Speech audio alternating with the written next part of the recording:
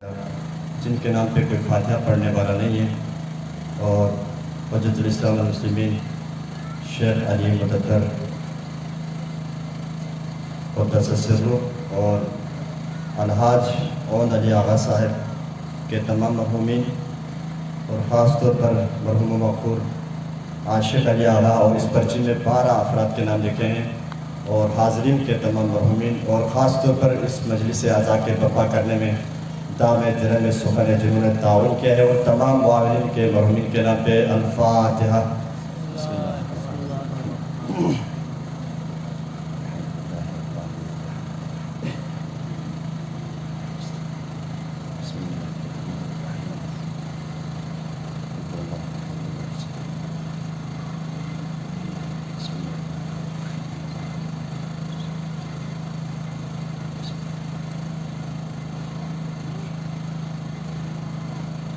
اور محمد و آل محمد صلوات۔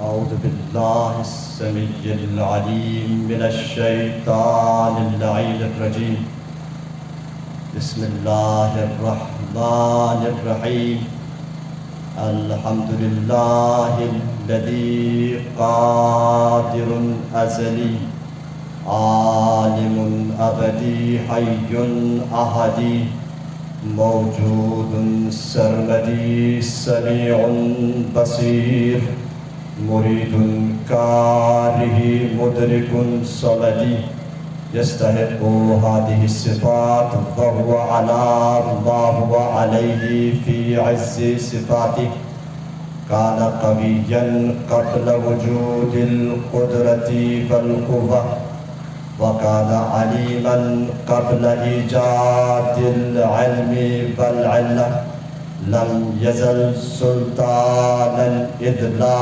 مملكة ولا مال ولم يزل سبحانا على جميع الأحوال وجوده قبل القبل في أزل الآزال وبقاؤه بعد البعد من غير انتقال ولا زوال غني في الأول والآخر مستغن في الباطن والظاهر لا جور في قضيته ولا ميل في مشيئته ولا ظلم في تقديره ولا مهرب من حكومته ولا ملجأ من سطواته ولا منجا من نقماته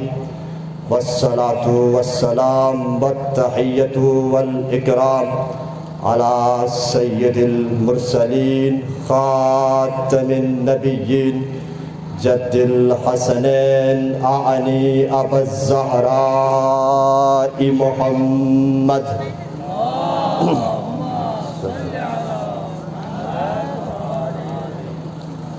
وعلى أهل بيته الطيبين الطاهرين المعصومين الذين أذهب الله عنهم الرزق وطهرهم تطهيرا صلى الله على محمد وآل محمد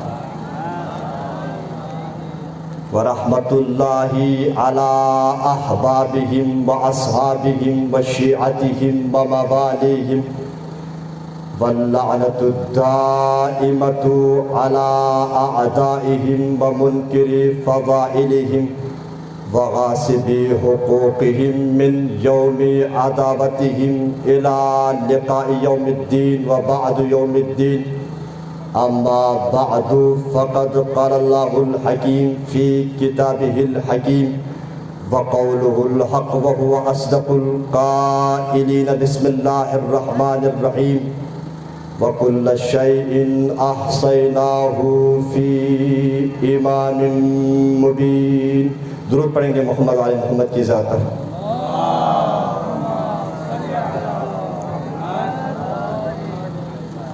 پروردگارہ، مجھے عالم بشریت یوسف زہرا ہمارے مولا و آقا امام زمانہ عجل اللہ فرجہ الشریف کے ظہور پرنور میں تعجیل عطا فرما۔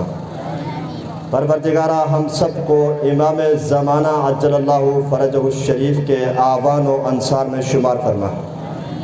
پروردگارہ ملتمسین عطیہ کی حاجات پوری فرما۔ پروردگارہ تمام مریضہ کو شفا عطا فرما۔ خاص طور پر جن برادران نے سادات نے التماس سے دعا کے لیے کہا ہے، پروردگارہ بحق زہرا و ابیہا و بالہا و بنیہا تمام مریضہ کو شفائے عاجل و قابل عطا فرما۔ پروردگارہ اسلام کا بول بالا فرما، عالم کفر نیست و نابود فرما۔ پروردگارہ ہمیں دین مبین اسلام کو حقیقی معنوں میں سمجھنے، عمل کرنے اور اس کی ترویج کی توغیدوں کی توفیق عطا فرما۔ اپنی دعاؤں کی اجابت کے لیے خاندان عصمت و طہارت پر بلندتر صلوات۔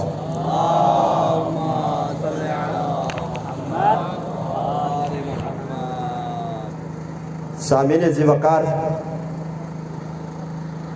میرا سرنامہ سخن ہے علم معصوم و اختیار معصوم، علم امام و اختیار امام۔ اور یہ کامن سینس کی بات ہے کہ جس کا جتنا علم ہوگا اس کا اتنا ہی اس کائنات پہ تصرف ہوگا، اور جس کا جتنا نالج ہوگا اس کا اتنا ہی اس کائنات پہ کنٹرول ہوگا۔ میں اپنے موضوع پر گفتگو سے پہلے بلکہ موضوع سے ریلیٹڈ مصور پاکستان اور مفکر برصغیر علامہ اقبال کے چند اشعار سے گفتگو کا آغاز کرنا چاہوں گا۔ توجہات آپ کی میرے ساتھ ہیں، خاص طور پر شعراء اور ادباء حضرات توجہ کا طالب ہوں۔ علامہ اقبال پر فرماتے ہیں، تو نے پوچھی ہے امامت کی حقیقت مجھ سے، تو نے پوچھی ہے امامت کی حقیقت مجھ سے، حق تجھے میری طرح صاحب اسرار کرے، ہے وہی تیرے زمانے کا امام برحق جو تجھے حاضر و موجود سے بیزار کرے، موت کے آئینے میں دکھا کر رخ دوست زندگی اور بھی تیرے لیے دشوار کرے، دے کے احساس ضیاء تیرا لہو گرما دے، فقر کی سان چڑھا کر تجھے تلوار کرے۔ شعر کا نتیجہ عرض کر رہا ہوں، فتنہ ملت بیضا ہے امامت اس کی، فتنہ ملت بیضا ہے امامت اس کی، جو مسلمان کو سلاطین کا پرستار کرے۔ علامہ اقبال نے ان 5 اشعار میں سے پہلے شعر میں امامت کی ڈیفینیشن کی ہے اور یہ کہا ہے کہ یہ سر الہی ہے، اللہ کرے کہ تم اس سر سے آشنا ہو۔ باقی 3 اشعار میں علامہ اقبال نے امام مبین اور امام برحق کی صفات بیان کی ہے۔ اس کے بعد 5ویں شعر میں علامہ اقبال نے ایک کریٹیکل پوئٹری پیش کی ہے، تنقیدی شعر کہا، اور آپ اہل علم ہیں، تنقید وہاں ہوتی ہے جہاں پہلے کوئی واقعہ رونما ہو چکا ہو۔ لہذا میں عالم اسلام سے یہ کہنا چاہوں گا کہ علامہ اقبال کے اس شعر کو تاریخ رہبریت، تاریخ پیشوائیت کو پڑھیے اور پڑھنے کے بعد علامہ اقبال کے اس شعر کا مصداق ڈھونڈیے۔ مجھے اس موضوع پہ کچھ نہیں کہنا، مگر میں اتنا کہنا چاہوں گا کہ ہم آل محمد کے چاہنے والے، مکتب حیدر کرار کے پروردہ، دنیا کی آنکھوں میں آنکھیں ڈال کے سر اٹھا کے یہ کہہ سکتے ہیں کہ ہمارے امام، ہمارے پیشوا، ہمارے امام، ہمارے پیشوا علی ابن ابی طالب علیہ السلام سے لے کر مہدی آخر الزماں تک نہ کوئی جھکا ہے، نہ کسی کے سامنے جھکا ہے، نہ ملت کو جھکایا ہے۔ ہمارے ہر امام نے اپنے وقت کے ظالم کو للکارا ہے اور ہر مظلوم کی حمایت کی ہے، اور یہ جو آزاداری سید الشہداء روکنے کے لیے جو کچھ بعض جگہوں میں کچھ حرکتیں کی ہیں، میں ان سے کہنا چاہوں گا کہ آزاداری سید الشہداء تم تو کیا تمہارا باپ بھی نہیں روک سکتا، اس لیے کہ آزاداری سید الشہداء جب سے چلی ہے کائنات کے اندر ظالم سفاک ترین لوگ آئے ہیں، اور سفاک ترین اور سخت ترین اور بڑی بڑی ریاستیں، بڑی بڑی حکومتیں آئی ہیں، لیکن آزاداری سید الشہداء کو روک نہیں سکے ہیں، اور ہمیں جو مٹانا چاہا ہے وہ خود مٹ چکا ہے۔ جو ہمیں مٹانا چاہا ہے اس کا نام و نشان تک مٹ چکا ہے۔ ایک درود پڑھیں گے محمد آل محمد کی ذات پر۔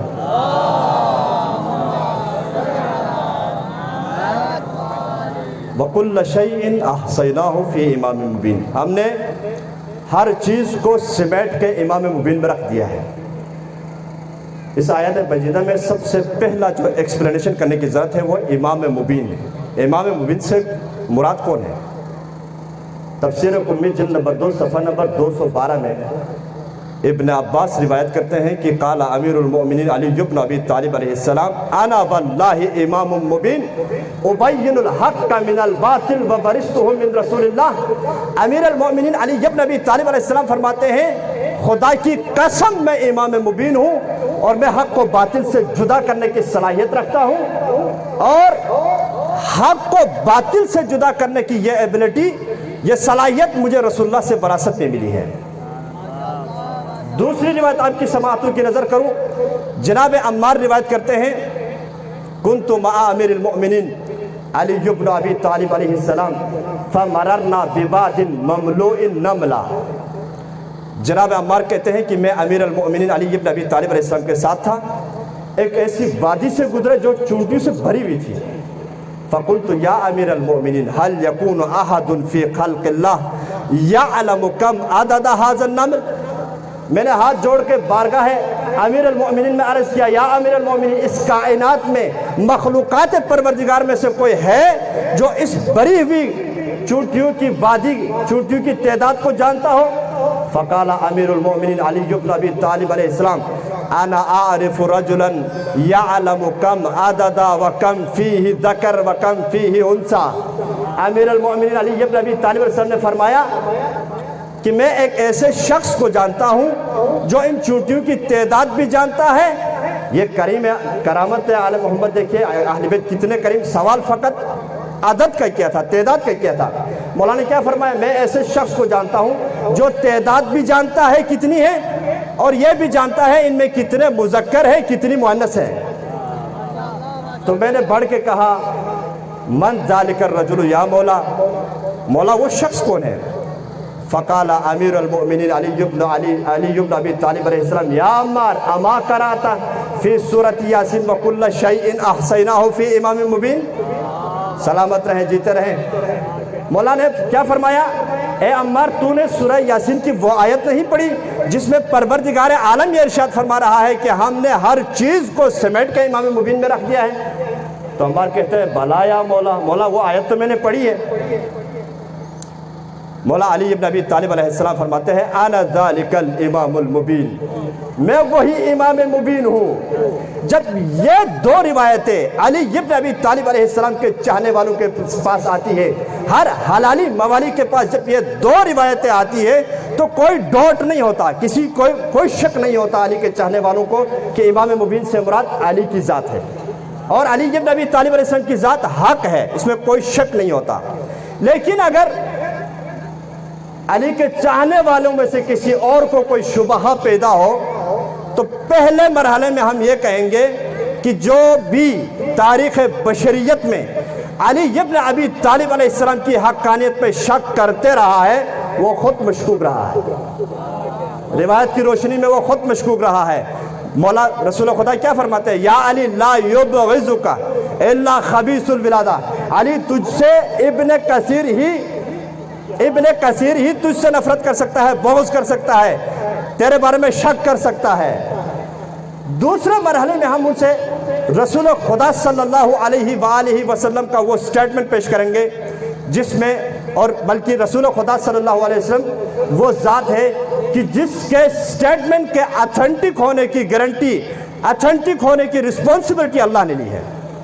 بسم اللہ الرحمن الرحیم وما ينطق عن الهوى ان هو الا وحی یوحی۔ میرا محمد صلی اللہ علیہ وآلہ وسلم اپنے لبہائے مبارک کو اس وقت تک جنبش نہیں دیتے جب تک وحی نہ ہو۔ وہ رسول جو اپنے لبہائے مبارک کو وحی کے بغیر جنبش نہیں دیتے، وہ یہ رسول وہ یہ فرماتے ہوئے نظر آتے ہیں علی مع الحق والحق مع علی اللہم ادر الحق حیث ما دار علی۔ علی حق ہے، حق علی کے ساتھ ہے، پروردگارہ حق کو وہاں موڑنا جہاں علی مڑ جائے۔ توجہ ہے آپ حضرات کی؟ مولا سلامت رکھے۔ جو حق بولتا ہے اس کی تائید کیجئے گا، ورنہ حق بولنے والے نہیں ملیں گے۔ ظالم کو ظالم کہنے کی جرات ہمارے اندر ہونی چاہیے۔ کیوں؟ کربلا کا درس یہی ملتا ہے کہ ظالم کو ظالم کہے، مظلوم کو مظلوم کہے، حق بات کی تائید کرے تاکہ حق بات کہی جا سکے۔ پیغمبر اکرم صلی اللہ علیہ وسلم نے کیا فرمایا؟ علی حق ہے، حق علی کے ساتھ ہے۔ حکیم کا قول حکمت سے خالی نہیں ہوتا۔ پیغمبر اکرم نے یہ نہیں فرمایا کہ پروردگارہ علی کو وہاں موڑ دے جہاں حق چلا جائے۔ وہ اور ہوتے ہیں جو حق کے پیچھے جاتے ہیں، علی وہ ہے جس کے پیچھے حق آتا ہے۔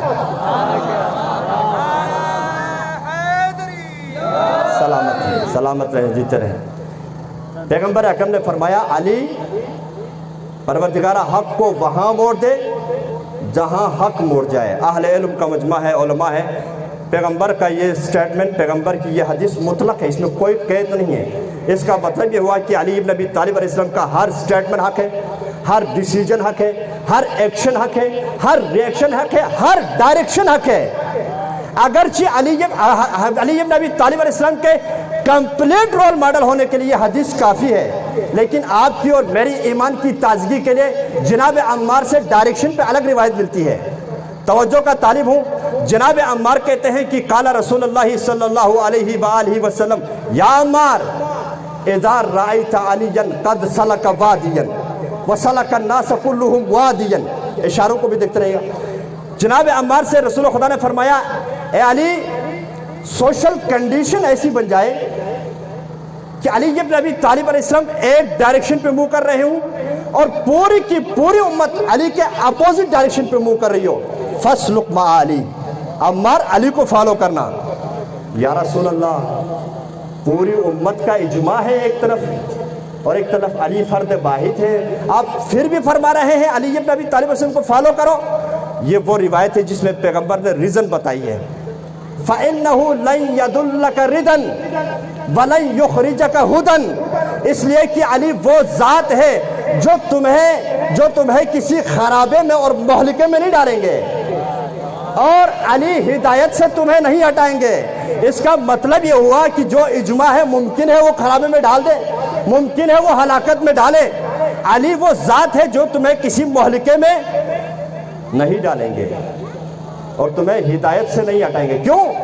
اس لیے کہ علی مرکز ہدایت ہے، علی محور ہدایت ہے، علی سرچشمہ ہدایت ہے، علی منبع ہدایت ہے، علی مجسم ہدایت ہے۔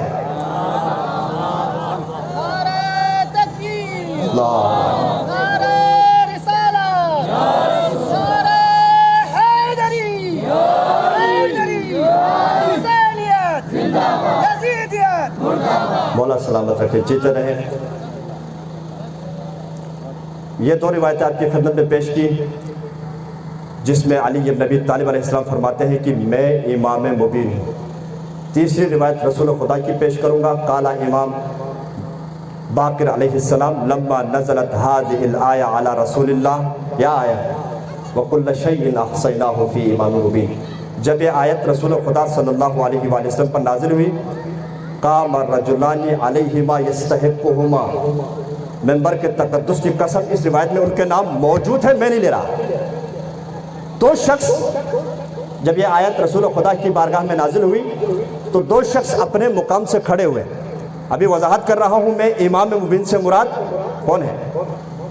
دو شخص بارگاہ رسالت میں کھڑے ہوئے اور کھڑے ہونے کے بعد کہا یا رسول اللہ اہو التورات، یا رسول اللہ امام مبین سے مراد تورات ہے؟ فقال صلی اللہ علیہ وآلہ وسلم لا، وقال علیہما یستحقہما، یا رسول اللہ اول انجیل، یا رسول اللہ اگر تورات نہیں ہے تو انجیل ہے؟ فقال صلی اللہ علیہ وآلہ وسلم لا، فقال علیہما یستحقہما، یا رسول اللہ اہو القرآن، یا رسول اللہ امام مبین سے مراد تورات بھی نہیں ہے، انجیل بھی نہیں ہے، تو قرآن ہے؟ فقال صلی اللہ علیہ وآلہ وسلم لا، कुरान भी नहीं है। फ़अक़बला अमीरुल मोमिनीन अली इब्न अबी तालिब अलैहिस्सलाम वक़ाल रसूलुल्लाह सल्लल्लाहु अलैहि वआलिहि वसल्लम हादा हुवा इन्नहु इमामुम मुबीन अल्लज़ी अहसनहु तबारक व तआला फ़ीही इल्म कुल्लि शै। सलामत रहे। मौला पैगम्बर अकरम सल्लल्लाहु अलैहि वसल्लम की बारगाह में तशरीफ़ लाए।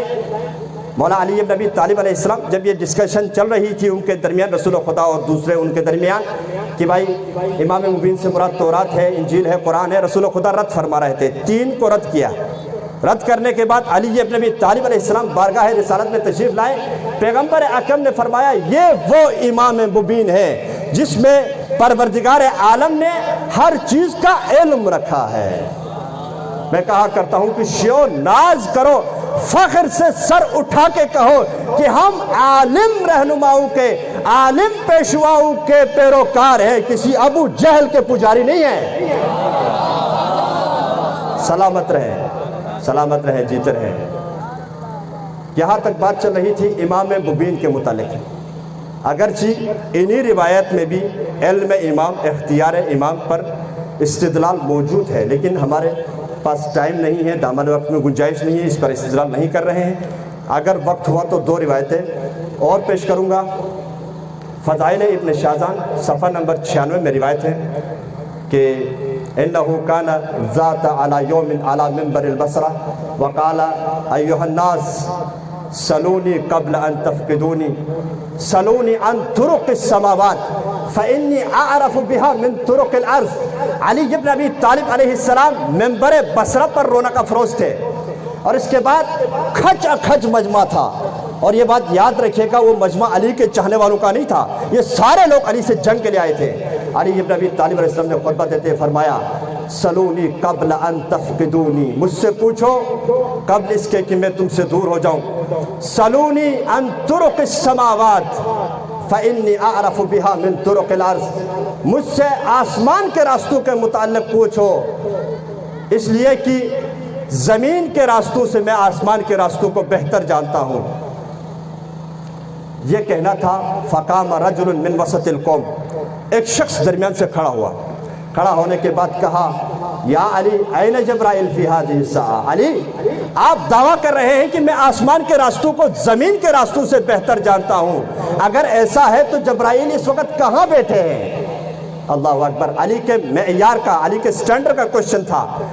अली इब्न अबी तालिब अलैहिस्सलाम ने सुम्मा रमका बितरफ़िही इलस समा सुम्मा रमका बितरफ़िही इलल अर्ज़ सुम्मा रमका बितरफ़िही इलल मशरिक़ सुम्मा रमका बितरफ़िही इलल मग़रिब फ़लम यजिद मौज़िअन फ़क़ाल लहू या शेख अंत जब्राइल।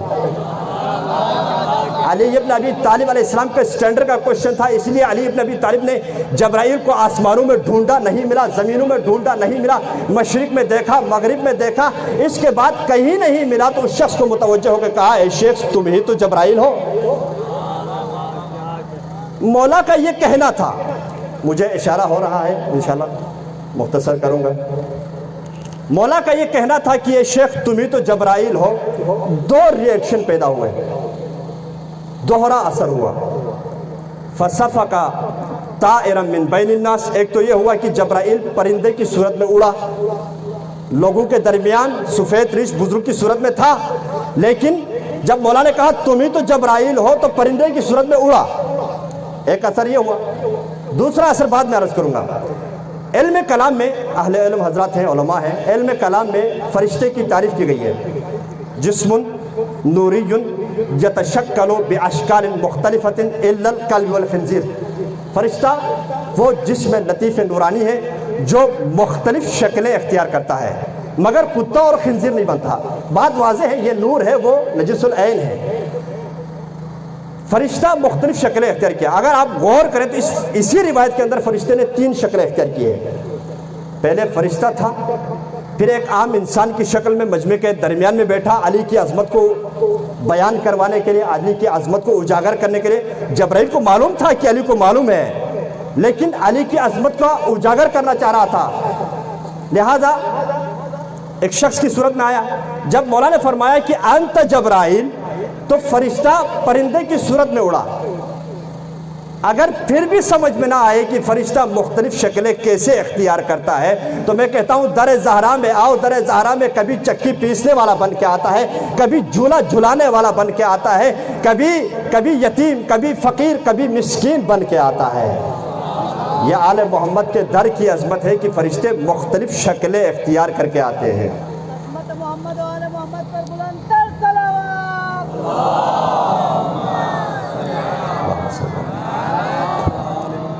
مولا سلامت رکھے. دوسرا اثر یہ ہوا کہ جو علی بن ابی طالب علیہ السلام کے ساتھ جنگ کرنے آئے تھے,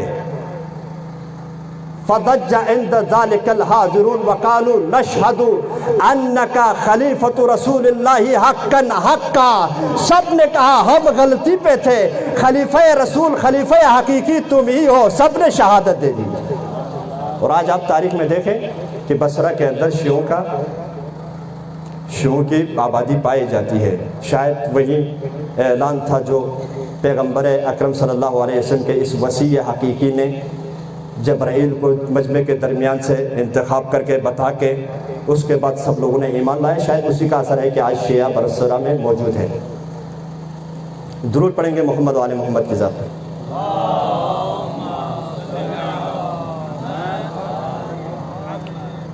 اگرچہ ایک دو روایتیں پیش کرنی تھی لیکن مجھے اشارہ دیا جا رہا ہے کہ وقت ختم ہو چکا ہے. سامعین ذی وقار, آج 13 محرم الحرام کی شب ہے اور آپ اہل علم ہیں, خطباء ہیں, جانتے ہیں 13 محرم الحرام کی شب ہے.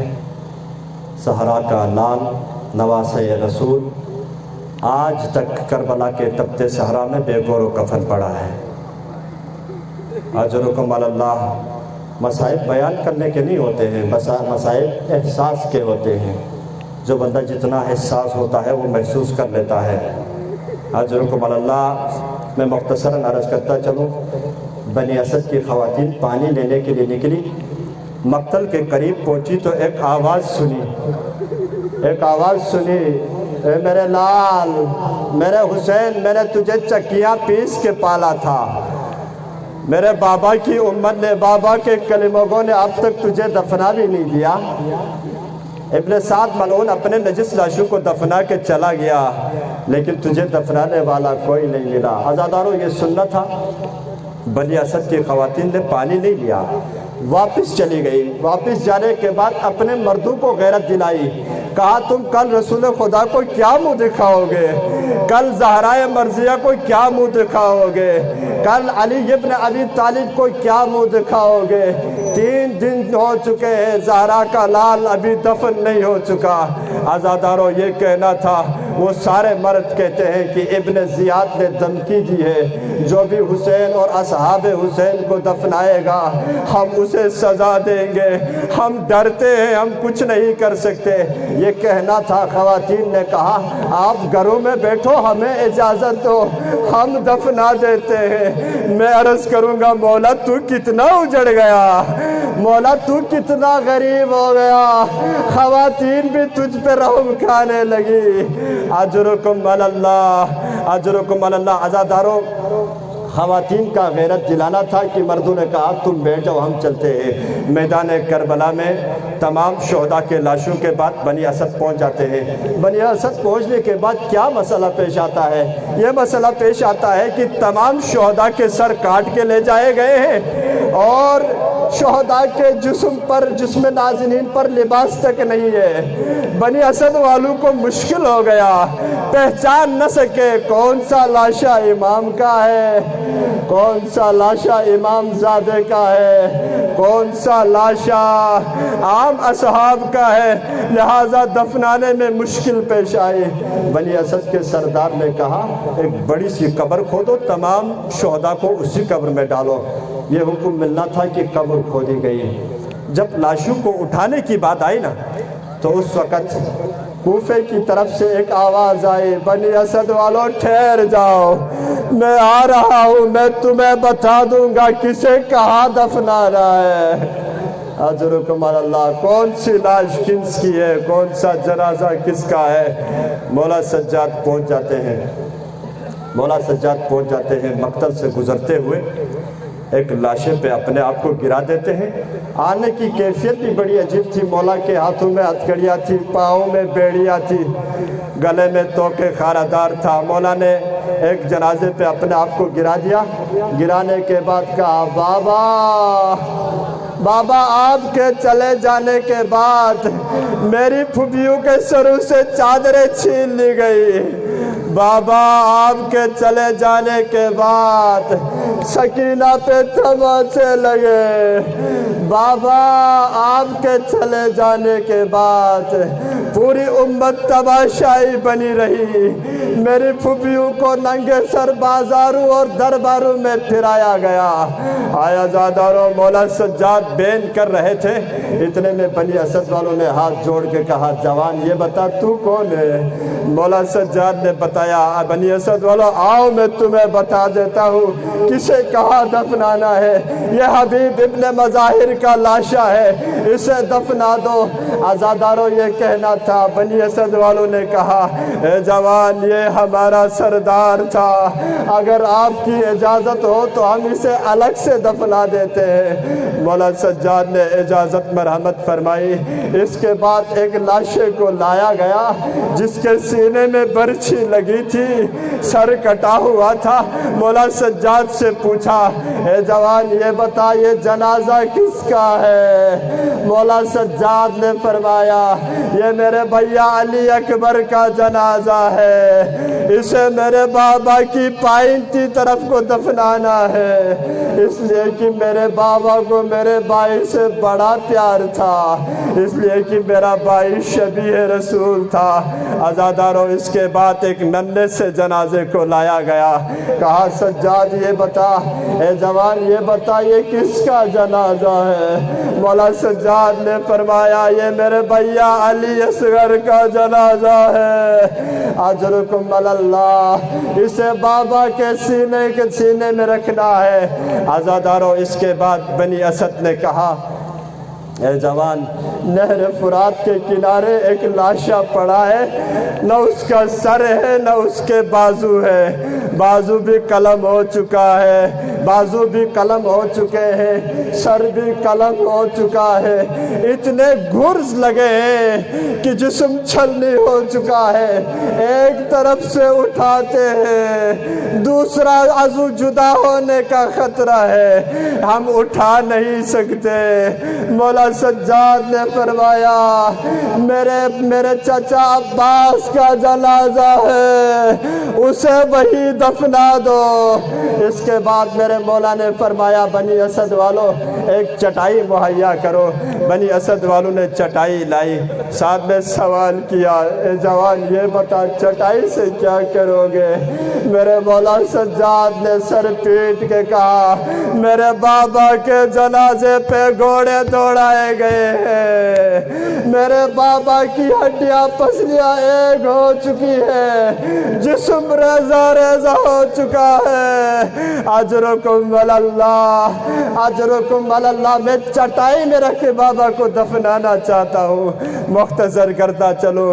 مولا سجاد نے مولا حسین کو لحد میں اتارا، اتارنے کے بعد کٹی ہوئی گردن میں سر رکھ کے کہا بسم اللہ و باللہ وفی سبیل اللہ وصلی اللہ علی محمد وآلہ طاہرین۔ پڑھنے کے بعد مولا نے قبر مکمل کرنے کے بعد لکھا ھذا قبر الحسین الذی قتل عطشانا، یہ میرے بابا کی قبر مطہر ہے جسے پیاسا شہید کیا گیا، الا لعنت اللہ۔